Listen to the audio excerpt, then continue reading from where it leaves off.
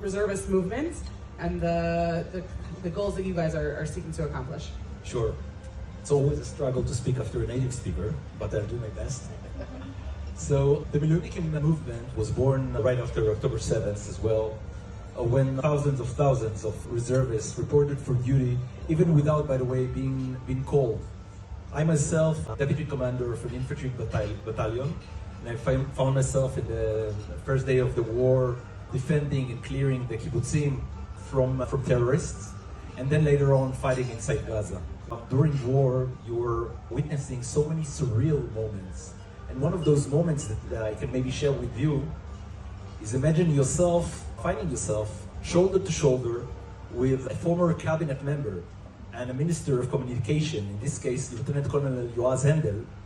And at first we were on a green mission in the kibbutzim, recover remains at the Nova Festival site, and then later on searching and destroying terrorist infrastructure inside Gaza, specifically in Khan Yunis.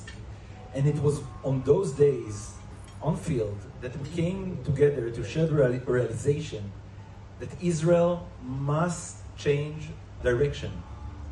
And that the Miluimnikim, the reservists, the one who reported to duty and fought on field, and by the way, not only reservists, but also civilians who stepped up and volunteered and supported, need to be the next leaders of the state of Israel and lead for a change.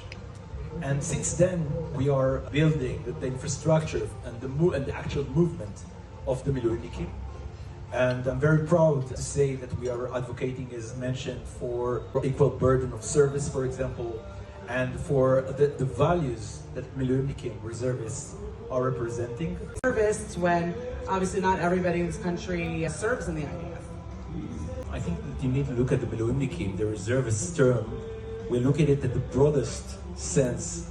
For us, Miluimnik, reservist, is every Israeli who stepped up on October 7th and since then and contributed to the country by engaging, by supporting the troops, by volunteering, or by being part of the troops, of course.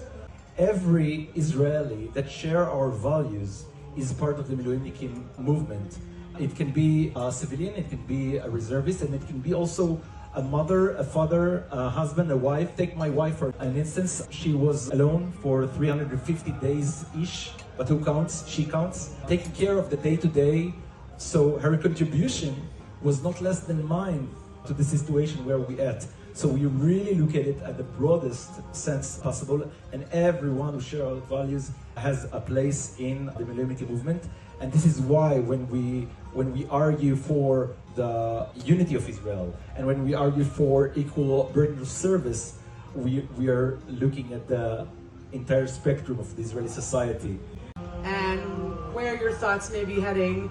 As you all know, we're going to elections next year, one way or the other. So let us give us a little insight into what you're thinking about the future of the movement. Sure. So I think that what saved Israel after October 7 was not a governmental decision. It was the action of civilians who stepped up and took responsibility and filled, in a sense, the gap that the government left. And I think, by the way, that represent from one end the challenges that the Israeli government has, and from another end, it represents also the great nation of Israel and the people here that are, when they hear that there's a crisis in the south, they are going south to save their brothers and sisters. And that's what's really great about this country. So what we are doing, what we are focusing on, is creating the civic movement and the civic infrastructure to support it. And we are capturing the civic energy, letting anyone, not only apart from party politics, anyone from anywhere that can join us and influence. I'll just say, so people know, and you can address it or not if you'd like, there are a lot of polls out, obviously, towards elections next year, and some of the polling does include the Miluimnikim. Yeah, I always say just about the polling, if I may. I think that it was Shimon Peres who once said that pollings are like perfumes. So you can smell it, but you better not drink it. So it's very flattering, the polls. I think it's great. And I think that it gives the sense that the public of Israel, the society in Israel they are hungry for a change, for unity, for a different leadership. And it's really, really, really great. But we're really focusing on building civil infrastructure.